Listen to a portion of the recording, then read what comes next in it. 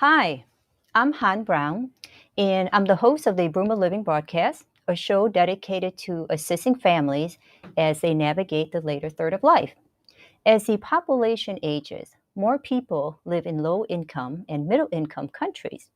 Adapting health systems to this demographic shift is a major global challenge that requires everyone's help to solve. So, here on Boomer Living Broadcast, industry leaders share information, inspiration, and advice for seniors.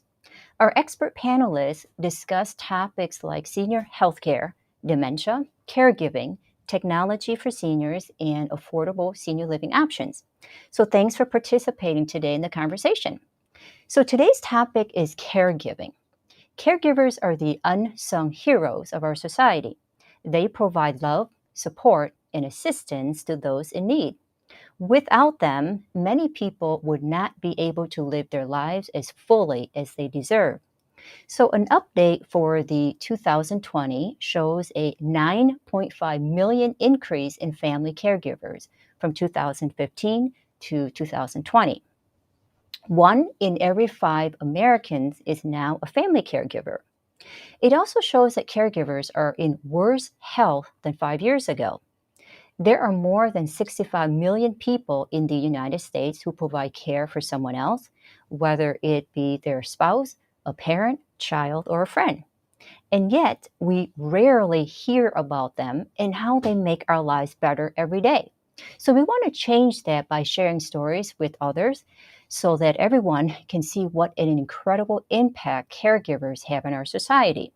So, in the last 12 months, according to the caregiver.org, approximately 43.5 million caregivers have provided unpaid care to an adult or a child. The majority of caregivers, about 80%, care for an adult. Approximately 40 million caregivers provide care to adults with disability or illness. And about 15.7 million adult family caregivers care for someone who has Alzheimer's disease or other dementia. So clearly, caregivers provide a vital service that allows people to live with dignity and independence as long as possible. So the caregiver profession is one of the most undervalued, overlooked, and challenging jobs in our society. So it's time that we start honoring caregivers for all that they do. So join me today in conversation is Erin Blight. Erin is the author of When Caregiving Calls, Guidance as You Care for a Parent, Spouse, or Aging Relative. Erin published his book in order to help people who are entrusted with caring for others. He speaks to groups everywhere about building caregiver resilience and social dynamics of caregiving. His work is no longer a job, it is now all about significance. So, Erin, welcome to the show. Thank you, Han. Thank you so much for that lovely introduction. I loved what you said about caregivers being the unsung heroes of our society. I agree with Yeah. that. Well, thank you so much for your time and shedding some wisdom today. So, can you share with the listeners or folks watching a little bit about yourself, your journey in the caregiving service? Sure. So, back in about the year early 2000, I was working in national healthcare policy in the federal Medicaid program. And so I was writing national healthcare policy for elderly and disabled people. But to be honest, Han, I didn't really know a whole lot about what it meant to be elderly or disabled. But all of that changed when family caregiving entered our lives. My mother in law was diagnosed very abruptly with cancer. She had a brain tumor and she was given a very short time to live. So she moved into our home.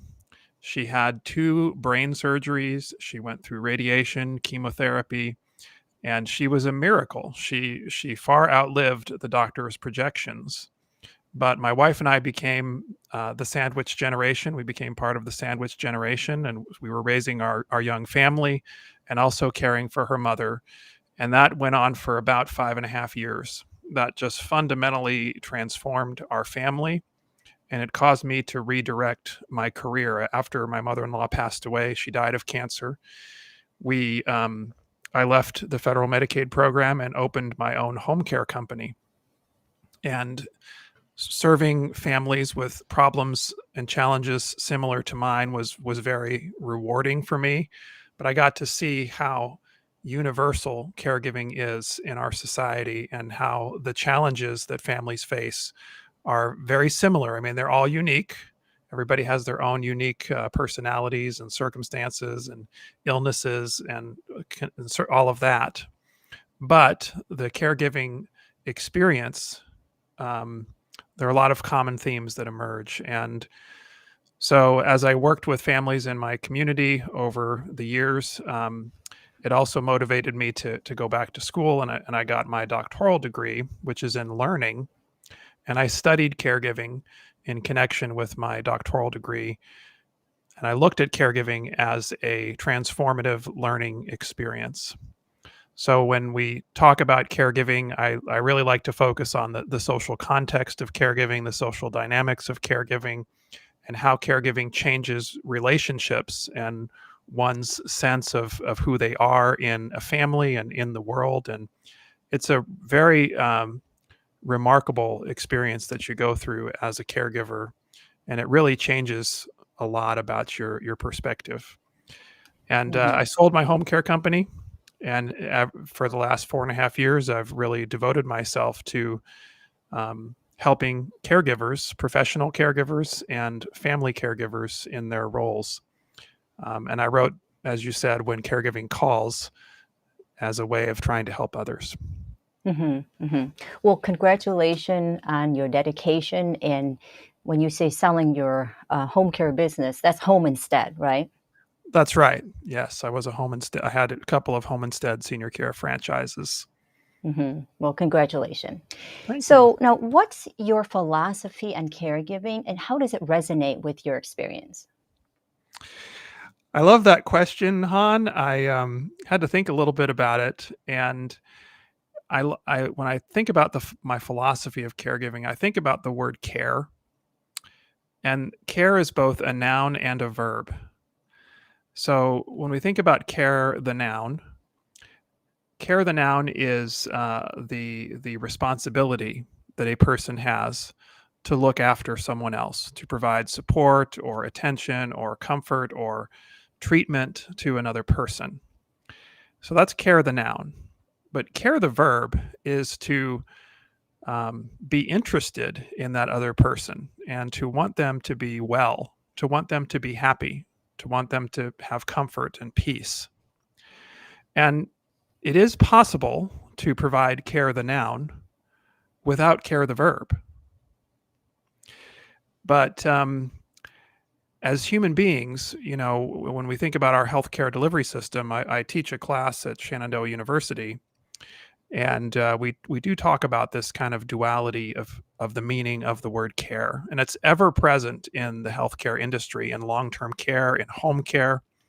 But as human beings, we pay for care, the noun, when we enter the healthcare delivery system, but we yearn for care, the verb.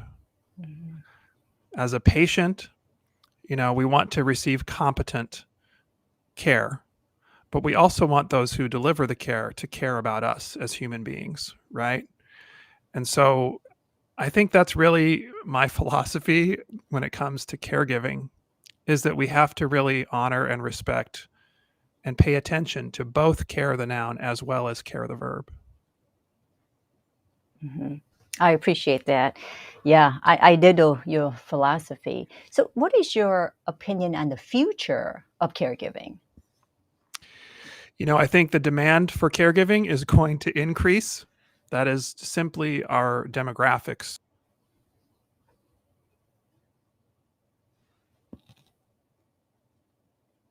It's time. It says I'm having a connection issue. Yeah, you froze. Am I still frozen? It says we're You're trying to moving. restore the connection. Yeah, you're moving. Tell me when you're ready for me to continue. Yeah, go ahead and continue. You're moving, but the resolution is a little bit low, but keep moving. It's all right. Okay. Sorry. I believe that it's really about the demographics of our society, right? We know that people are living longer lives, and they're also living with more chronic health conditions. And so the need for caregiving is only going to increase. We have the baby boomer generation that is going to need more and more care. So as I think this is it's a broad challenge that cuts across almost all of the nations of the globe. Very true. Very true. Now, for those of you listening or watching, I'd like to know if you're currently a caregiver for a loved one. And if so, what challenges are you facing? So feel free to comment in the section below as you're listening or watching Aaron and I. Now, Aaron, what have you found to be the most difficult task in caregiving for a parent, spouse, or an aging relative? I think that the most difficult task is probably going to vary from one caregiver to another. It really will be based upon the needs of the care receiver and the capacity of the caregiver to meet those needs. So, a patient that has Alzheimer's is going to have very different needs than a person who has cancer, right? Or a person who is a quadriplegic. And so the tasks that you have to perform will vary greatly across the different care contexts. But I do believe that caregivers learn how to perform the tasks that the care receivers need. And they learn by practice, by just doing what is needed. And you may not know how to give insulin, for example, but you can learn. You may not know how to move someone who is paralyzed from a bed to a wheelchair, but you can learn. And so that's what caregivers do. That's how they overcome those challenges in performing those caregiving tasks. There's really no substitute for practice, and even those who have backgrounds in medicine find themselves, I hear this a lot from doctors and different people that have credentials in medicine. Those credentials help, but they don't qualify you to do all of the tasks that your loved one needs. You still have to learn how to do it. Absolutely. Yeah. So now, how did you feel when the role reversal happened for you? Yeah, that's a question that I really appreciate, Han. And I'm not. I've heard people talk about a role reversal, and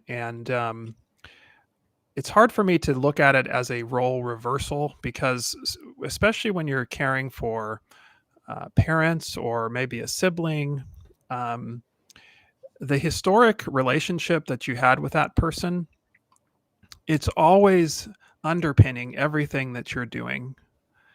And so, um, if in my case, as a family, we were caring for my mother-in-law, and my wife was always a daughter first in her mind, even before being a caregiver. And that historic family relationship will inform, it will shape the way that interaction occurs in a caregiving context. And being a caregiver doesn't necessarily replace that historic family relationship. Um, but it is fraught with challenges and questions and angst. And for me, I had a very hard time at a fairly young age assuming the caregiver responsibilities for my mother-in-law. I was not prepared for it. I was more interested in raising my children than caring for my mother-in-law. I wasn't expecting it at all. I was 29 years old when it began. And a lot of times people are just not prepared for this, even though in the back of your mind that you may have to take care of your parents at some point. But often that's down the road. But I'm thinking of a woman that I know that had her 93-year-old mother with dementia who moved in to her home. And this woman was in her early 60s, and she struggled tremendously with that responsibility. So you often feel this internal conflict And in the literature, we call it an identity discrepancy. The identity of who I am within this relationship. Am I a caregiver? Am I a son or a daughter? And how does my historic relationship uh, change things? And I see a chat here. This is from Donna. I love your distinction between care the noun and care the verb. I wonder whether you saw a piece by Dr. Laura Malden that came out yesterday. She asserts that the reason caregivers aren't supported is that we do not value the people we care for because they are dependent. And in our society, we value independence above all. By the way, as you know, I care for my son who has multiple disabilities and is medically complex. Yes, Donna, I did see that post. And I am in complete agreement with Dr. Malden that our society really devalues care receivers, including people with disabilities, people who are older, people who are vulnerable. And I think that is a shame. I think it's a travesty. And I do think that the effect also is that it devalues the caregivers who are providing support and assistance to those people. I think that also is part of the reason why caregivers, professional caregivers, are not paid very well. It's just the devaluing of care in our society. Yeah, and you know But what? I want to make note that before we devalue the caregiver, we have to be very careful because we're also devaluing ourselves, right? Because at some point in life, we are either a caregiver or a caregiver. So I say this, painfully through life experience. So as a society, I think we need to honor and respect folks who have, whether it's sacrificed their time, their career, their goals to dedicate in caring for another person, and also the one receiving care, because that's you and I. That's everybody. it absolutely is. It's just a matter of time. Unless we're Exactly. taken abruptly in a car wreck or something, we are Mm. all going to get there. We will all reach the point that we're going to be dependent on someone else for care. I totally agree with you, Han. Yeah, yeah. Now, Erin, do you see a benefit or a drawback when family members stay with their loved ones and provide informal care? Well, there are benefits and drawbacks. It's really a trade-off, isn't it? Mm-hmm. Um, I think that when you bring your loved one in and you have them live with you and you are providing care round the clock, um, you're probably doing a fantastic job caring for them. Arguably, there's no one that loves them and is going to be as attentive to their needs as you. And so you can have confidence that you know what's going on with your loved one, um, and you can be present. A lot of caregiving is just being present, Mm-hmm. and by being present, you're there for moments that can be impactful in the life of the care receiver and your own. The flip side of that, Han, is that often you can't do it alone. It can become overwhelming when the care receiver's needs are 24/7. That is beyond what any single person can do. And so you can stretch yourself thin, you can wear yourself out, you can experience your own health conditions because you are just burning yourself out and you just can't do it all. And so often caregivers find that they have to outsource the tasks of some of the caregiving because they just can't do it by themselves. Mm-hmm. And hopefully they have other siblings or other means of support to carry that load, to continue on for the loved one, because we all need respite. We all need a break, and we all need to have, proper sleep and take care of our mental health, physical and emotional health, you know, um, and then compounding the burden, the responsibility of caring for someone else. So that's very necessary. So now, what um, are some of the most common mistakes you think people make when caring for family members at home? I'll be honest with you, Han. I think one of the most common mistakes that I see is this belief that you have to do it by yourself, Mhm. or this belief that nobody can do it as good as you, and so therefore you have to do it all. And I have seen so many caregivers that just run themselves into the ground because they do not get help. And that type of help can be a couple of different forms. It could be help with the tasks of caregiving, getting some relief there.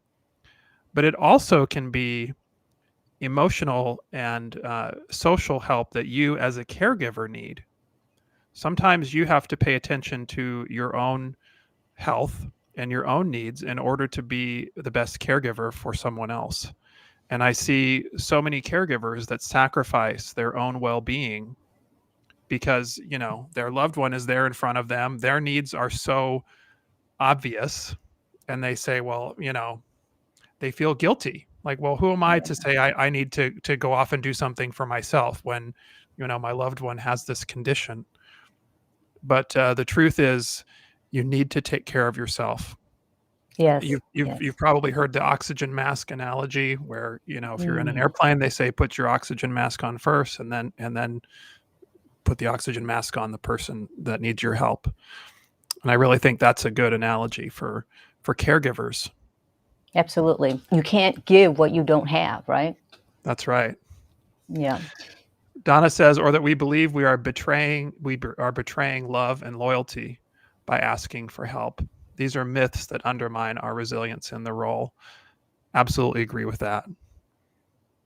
Great comments. Thank you. I think you see these comments before me. I don't know why I'm not getting these updates live or, timely, but that's great. So as you see them coming, make sure we acknowledge and I will. reply Well, and encourage that. yes. Well, we also have a comment from Curd. This is an incredibly insightful conversation. Thank you much for sharing this information. Well, thank you, Curd, for listening. Really Absolutely. appreciate it. Yeah, thank you. All right, well, let's talk about the prevalence of caregiving in our society. So, what can we do to help caregivers' mental health issues such as anxiety, depression, and guilt that often plague this group of people? What do you think? Well, first of all, Han, I know that you talked a little bit about the number of caregivers in our society. It's amazing because they're often overlooked and not recognized. Um, and there are significant mental health challenges that come with this role. I've seen studies that say that caregivers as a group have quadruple the rates of clinical depression compared to the average population. And that's no small thing, quadruple the rates of clinical depression. So this really gets back to what we were saying earlier, Han, about making sure that you're taking care of your own needs. And one thing that I am a big advocate for is caregiver support groups. I love caregiver support groups. And some people who have never been to one might be a little bit reluctant or suspicious. They're like, "Oh, I don't want to go and, join with these strangers and talk about whatever my problems are." But within caregiver support groups, you find other people who are experiencing similar challenges. And so you can share resources, especially within the local community. You can share ideas. You also have a group that provides moral support to one another and people that can relate. Caregiving can feel like a very lonely road. And when you're in a peer group like that a caregiver support group will give you, you realize you're not alone. Mm-hmm. And I am aware of many individuals who join caregiver support groups and they make friendships there. And then after their loved ones have passed away, those friendships continue for the rest of their lives. These are deep, meaningful relationships that can be developed through caregiver support groups. So I really am a proponent of those. You can find those locally in your community. You can find them online. There are some amazing resources available online for online caregiver support groups as well. I agree. Now, for those of you listening or watching, if you are a caregiver, what are you doing to overcome anxiety, depression, and guilt when you're caring for a loved one? So let us know in the comment. Okay. Now, so Aaron, why do you think the caregiving role is such an integral one for society? Well, a couple of things I would say to that. One is just let's just talk for a second about numbers and economics. In your intro, Han, you talked about 1 in 5 adults being caregivers in America. I mean, that's a huge number. Some 53 million, and that was pre-COVID. Those numbers were before COVID, right? Right. The second thing, which I like to share with people in my workshops, is the estimated economic impact of unpaid informal family caregiving. If you were to add up the economic impact of the entire long-term care industry, all of the providers that are out there in the long-term care industry, and you tally all of that up economically, it would still be less than half of the estimated economic impact of unpaid informal family caregiving. So studies have shown that if we were to try to monetize the value of these unpaid family caregivers, their economic impact would be more than twice the entire long-term care industry combined. But beyond that, family caregivers, they are there. They are the people who are there for those who are in need. And there is a safety net that our government provides with healthcare and things like that. But family comes first. Family is always first, and family is who will be there for you as you need help in the twilight years of your life, or if you are disabled. Very common. Now, who is most common hired as caregivers, and what qualities make them well suited for this type of profession? Yeah, as a person who owned a home care company, Han, I was always asking myself this question. How do you identify the best potential caregivers in a home care context? And in my company, we would often hire certified nursing assistants that had experience working in other places, either for another home care company, or maybe they worked in an assisted living facility or a nursing home. And those are people that had done this before professionally. And so coming into our company, they had those skills and they had that perspective, and they were very proficient. We also had another group of people who we hired who were family caregivers first. And they had done other things with their lives before coming to us. Maybe they were a secretary in an office, or maybe they worked as a cashier or whatever. But these were people that had other types of jobs, and they found themselves in a family caregiving role. So they took care of a family member, and now they came to our company so that they could take care of strangers, people that they did not know. And I often wondered between these two groups, first of all, what would motivate someone who has no experience in caregiving other than family caregiving to come to work in this field?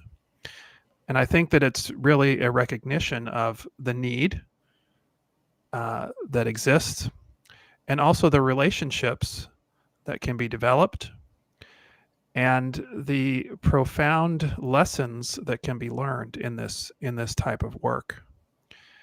And so whether we're talking about former professional caregivers or former family caregivers, or even someone who has absolutely no experience in caregiving at all, I think first and foremost, it really is about compassion and being service oriented.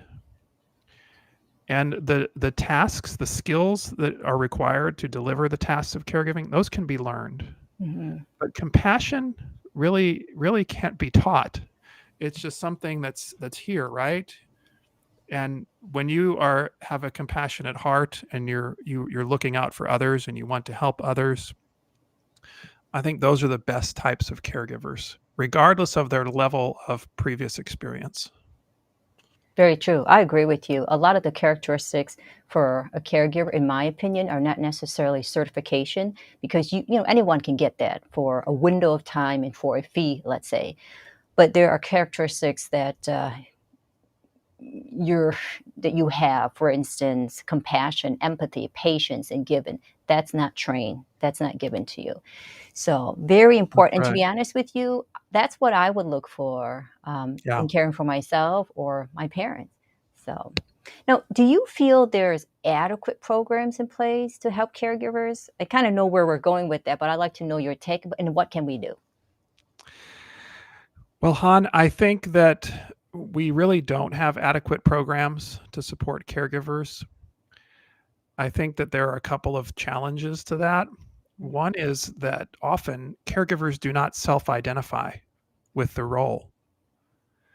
Often caregivers, and we're talking about family caregivers here first, right?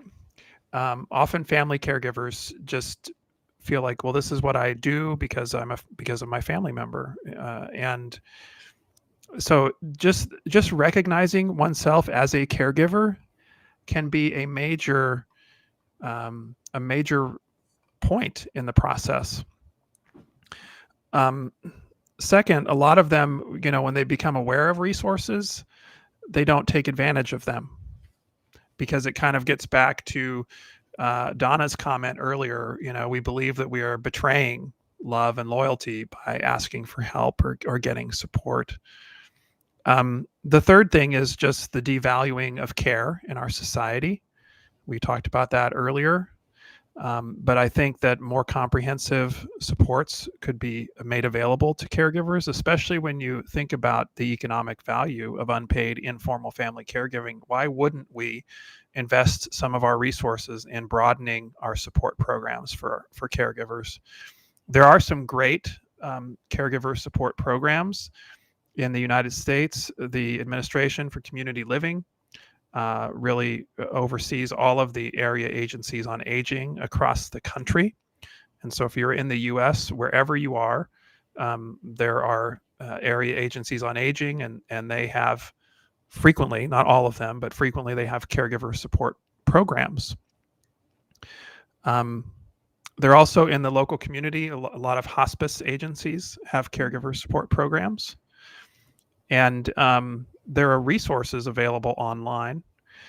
There are a lot of books. I wrote my book in an effort to help caregivers process their experiences and understand and fulfill their role a little bit better.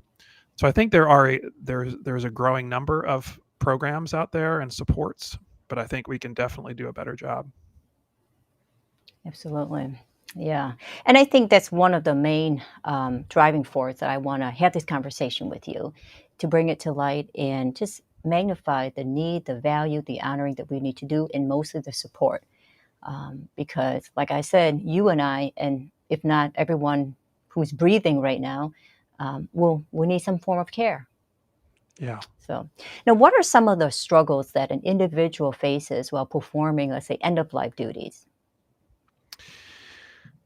Wow. Well, Han, that's something that if you're caring for someone who has a terminal condition, Mhm. you know that you're going to reach that point, right? And caring for someone at end of life, it's really a sacred responsibility, I think. Um, to be around someone who is dying is it's very difficult. It's very emotional. It's spiritual. It allows you to be near a person who is reflecting on their lives, and if the person has some cognitive capabilities, um, they might go through a little bit of a process of preparing for their death. And this is something that we don't like to talk about, right? I think this is one of maybe the hard things in preparing and caring for someone who is dying is that death is a taboo subject in our society. If you've worked with hospice agencies, they actually ask the question, "What is a good death?" That's a pretty amazing question, isn't it? What is a good death? Why would you ask such a thing? Our culture would say, why would you even think about that? Yeah. But hospice takes maybe a little bit more of an enlightened approach and says, well, what is a good death? What is important to you? What do you want to do before you pass away? And let's try to make that happen for you. In our society now, there's this tendency to die in hospitals. And there's a book called Being Mortal by Atul Gawande. You may have heard of it. Some of the listeners may have heard of this book. I love the book. I think that anyone who is involved in end-of-life care should read that book. In fact, that book made its way through a lot of hospice programs across the country, where they would have reading sessions and viewing parties. There's a movie attached to it, a documentary.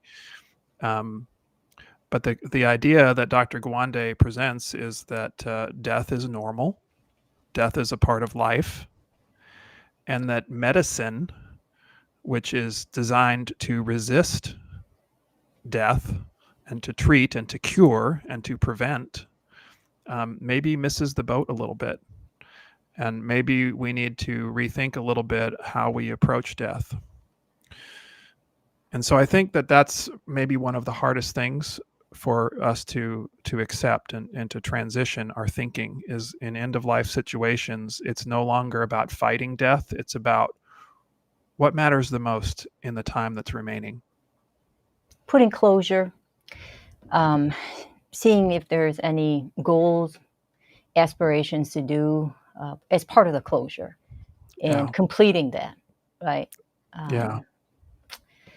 And often those goals can be huge that they're trying to resolve, the past 50, whatever years that they've had problems with. So, and it's a privilege to be a part of that, right? It is. And, in my home care company, our caregivers were often in these situations, and they just happened to be in the room when family would come and visit their dying loved one. We would see estranged family members come and make amends before death happened. And, things like that are pretty remarkable experiences. That's very true. So, for those of you listening or watching, I mean, we all know that caregivers put in a lot of hours. So what are your strategies for supporting them? So, comment in the below. Okay. So, now, Erin, so how does caregiving affect mental health and physical health? I know we talked about it, previously, but let's do a deep dive on that. Mental health and physical health. What adverse effect does this have on caregiving?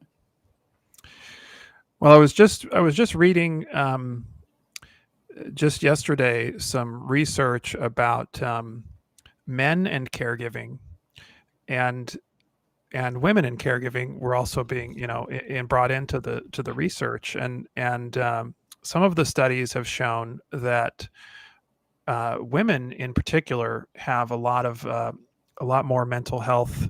They're more likely to experience depression and some of those mental health effects with caregiving than men. I thought that was interesting. But men are also prone to depression as a result of caregiving. On the physical health side, if you are involved in intensive caregiving and you are helping with the tasks of caregiving that your loved one needs on an ongoing basis, 7 days a week, that can take a toll on your body. You may have to get up in the middle of the night on a recurring basis to help your loved one with nighttime needs. That can affect your sleep and your ability to have that kind of restorative rest that your body needs. Yeah. Caregivers are prone to back injuries because of all of the transferring that you have to do. It's actually the number one profession when it comes to back injuries. This is a workers' comp issue. But if you're constantly trying to move your loved one who really cannot bear their own weight, then you could run the risk of throwing your back out. And so, uh, there are mental and physical implications of fulfilling the role, and really, a lot of this is connected to the intensity of care that's required by the care receiver. So, if the person has more needs, if they're more complex, greater level of need means greater level of caregiving, which means potentially more mental and physical strain. Very true. Very true. Wow. I appreciate your time and shedding your wisdom, heartfelt experience, and just your dedication in this line of work. So, what do you want people who's listening or watching to remember from this conversation? What are some takeaways that you want them to remember? I think the first thing would be that caregivers don't have to do this alone, and that it's important to support and to help caregivers. And caregivers um, should be willing to reach out and ask for help when they need it. The other thing is, if you know a caregiver, through this conversation, just as we're talking about it, you may have someone that comes to your mind who is a caregiver. And I would ask you, does that person need a little bit of help? Could they use a little bit of help? And if you think they might be able to use a little bit of help, I would just encourage you to ask them, "Hey, how can I help you?" Mhm. And don't provide the help that you think is needed. Listen to what they request, and Mhm. try to deliver the help that they're asking for, because it could be something very different than what you think they need. Mhm. Very true. Very true. I did of that. So it's time that we start recognizing the importance of caregivers in our society, because without them, many people would not be able to live with dignity and independence for as long as they deserve. So we need to honor their work by improving their working conditions and pay, while also addressing their mental health needs so they can continue to provide this vital service without feeling overwhelmed or burned out. So, for folks listening or watching, what do you think? Are you ready to support the caregiver profession in your community? Comment below. And if you are a caregiver looking to work locally, or perhaps if you're a technologist with some helpful apps for families, or if you are an employer looking to retain employees by providing caregiving support, reach out. We love to help you. So, thank you so much.